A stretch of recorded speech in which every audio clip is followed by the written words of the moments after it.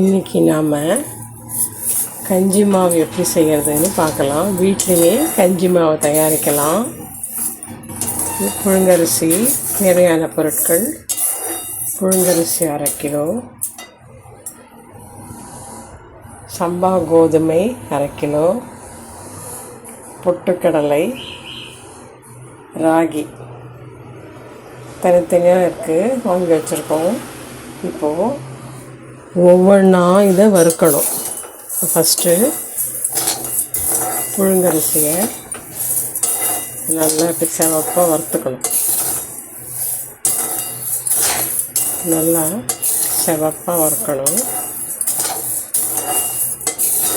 வெறும் வானலியில், எண்ணெயெல்லாம் ஒன்றும் வேண்டாம், வெறும் வானலியில் நல்லா வறுத்துக்கணும். புழுங்கலரிசி நல்லா சிவப்பாக வறுத்தாச்சு. இது ஒரு பாத்திரத்தில் எடுத்துக்கலாம். நெக்ஸ்ட்டு சம்பா கோதுமை வறுக்கலாம். சம்பா கோதுமை நான் 1/4 கிலோ போட்டிருக்கேன். உங்களுக்கு 1/2 கிலோ வேணுன்னா 1/2 கிலோ போட்டுக்கலாம். சம்பா கோதுமை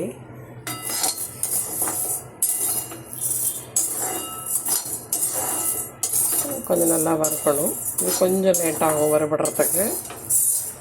கொஞ்சம் சிம்மில் வச்சுட்டு நல்லா சிவப்பாக வறுக்கணும். புழுங்கரிசியை வறுத்து எடுத்துட்டோம். அடுத்தது சம்பா கோதுமை, இது நல்லா அப்படி வறுக்கணும்.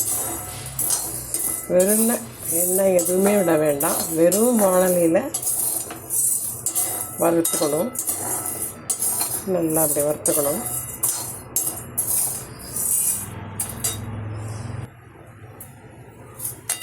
நல்லா வறுத்துக்கணும். வறுக்கும்போதே நல்லா சத்தம் வரும், வெடிக்கிற சத்தம் வரும்.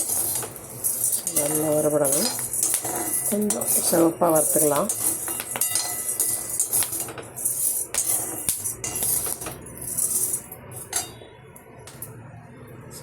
சம்பா கோதுமை நல்லா வறுத்தாச்சு. இதை அதோடு சேர்த்து ஒரு பாத்திரத்தில் போட்டுக்கலாம். நெக்ஸ்ட்டு நம்ம ராகியை போட்டு வறுக்கலாம்.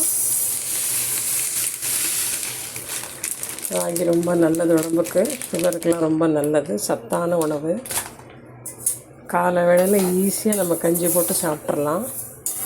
சின்ன குழந்தைங்களுக்கு கூட கொடுக்கலாம். ஃபுல்லாக வறுத்துட்டு நல்லா அப்படியே வானிலையில் போட்டு கொஞ்சம் நல்லா வறுக்கணும். பச்சை வாசனை போகிற வரைக்கும் நல்லா வறுக்கணும். கொஞ்சம் அடி பிடிக்காமல் பார்த்து வறுக்கணும்.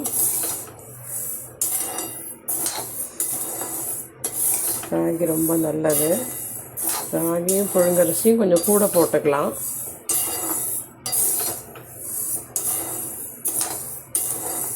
சம்பா கோதுமை, புழுங்கரிசி, ராகி, பொட்டுக்கடலை, இந்த 4 ஐட்டம் இருந்தாலே போதும். வீட்டிலையே நம்ம கஞ்சி மாவு வறுத்து ரெடி பண்ணிடலாம். அதுக்கப்புறமா மிஷினில் கொண்டு போய் அரைச்சி நைஸாக அரைச்சி வச்சுக்கணும். கைப்படாமல் ஒரு டப்பாவில் ஸ்டோர் பண்ணி வச்சுக்கணும். இது நல்லா ராகியை வறுக்கணும். இன்னொரு 5 மினிட்ஸ் நல்லா வறுக்கணும். ஸோ ராகியை நல்லா வறுத்தாச்சு. ஸோ இதை அதோடு சேர்த்து பாத்திரத்தில் ஸ்டோர் பண்ணிக்கலாம், ட்ரான்ஸ்ஃபர் பண்ணிக்கலாம். வறுத்தாச்சு நல்லா.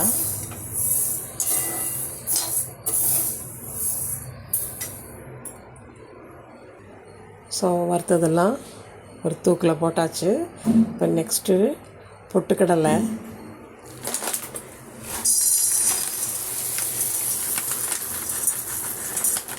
பொட்டுக்கடலையை நல்லா வறுக்கணும்.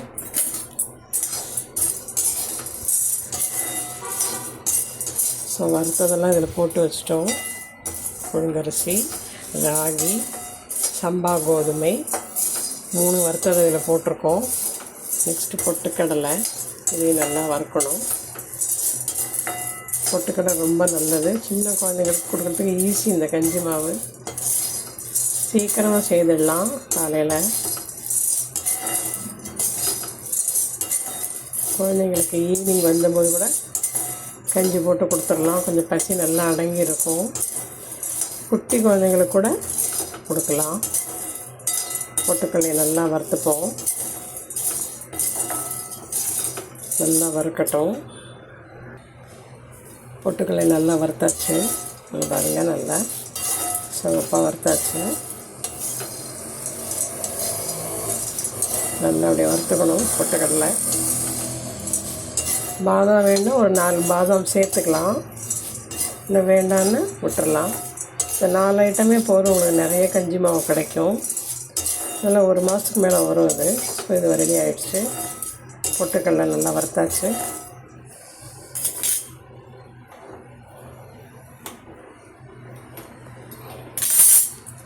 இதை சேர்த்து கொட்டிக்கலாம்.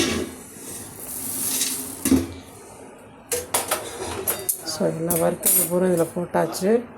புழுங்கரிசி, ராகி. ஸோ இதெல்லாம் நல்லா மிக்ஸ் பண்ணி கொஞ்சம் நேரம் நல்லா ஆற வச்சுட்டு மிஷினில் போய் நல்லா நைஸாக அரைச்சிட்டு வந்துடணும். இப்போ கஞ்சி மாவு ரெடி ஆகிரும். இப்போ கஞ்சி எப்படி போடுறதுன்னு அடுத்த வீடியோவில் சொல்கிறேன். அதில் கஞ்சி மாவு இன்க்ரீடியன்ட்ஸ்லாம் வறுத்து எல்லாத்தையும் இதில் போட்டாச்சு. புழுங்கரிசி, சம்பா கோதுமை, ராகி, பொட்டுக்கடலை. பாதாம் பருப்பு வேணும்னா பாதாம் பருப்பை வறுத்து போட்டுக்கலாம், இன்னும் கொஞ்சம் வாசனையாக இருக்கும். ஏலக்காய் வேணுன்னா போட்டுக்கலாம். கஞ்சி போடும்போது கூட ஏலக்காயை தட்டி போட்டுக்கலாம். ஸோ இது ரெடி ஆகிடுச்சு. இதை ரைஸ் மில்லில் போய் நல்லா நைஸாக அரைச்சி வச்சுக்கணும்.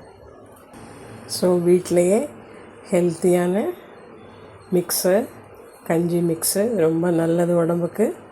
சீக்கிரமாக செய்திடலாம். நல்லா வறுத்துட்டோம்னால மாவு அரைச்சிட்டு வந்தோடனே ஒரு 3 ஸ்பூன் போட்டு அழகாக ஒரு 3 டம்ளர் கஞ்சி செய்திடலாம். சர்க்கரை வேணால் சர்க்கரை போட்டுக்கலாம், வெள்ளைப்பொடி வேணால் வெள்ளைப்பொடி போட்டு சாப்பிட்லாம். ரொம்ப உடம்புக்கு நல்லது. செய்து பாருங்கள். இன்னும் எடுத்துகிட்டு போய் நல்லா நைஸாக அரைச்சிட்டு வந்தாச்சு. ஸோ சத்து மாவு இப்போது ரெடி ஆகிடுது.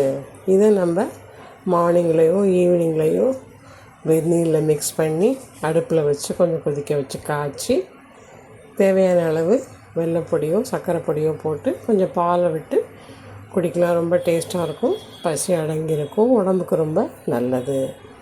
ஸோ இது மாதிரி ஈஸியாக வீட்டிலையே ப்ரிப்பேர் பண்ணிடலாம். ரொம்ப ஆரோக்கியமாக ஹெல்த்தியாக, உடம்புக்கு ரொம்ப நல்லது. ரொம்ப ஹெல்த்தி உணவு இது. ஸோ மிஷினில் கொடுத்து அரைச்சாச்சு. நைஸாக அரைச்சிட்டு வந்து ஸ்டோர் பண்ணி கரண்டியில் போட்டு எடுத்துக்கணும். வேணுங்கும்போது சின்ன பாக்ஸில் போட்டு யூஸ் பண்ணிக்கலாம்.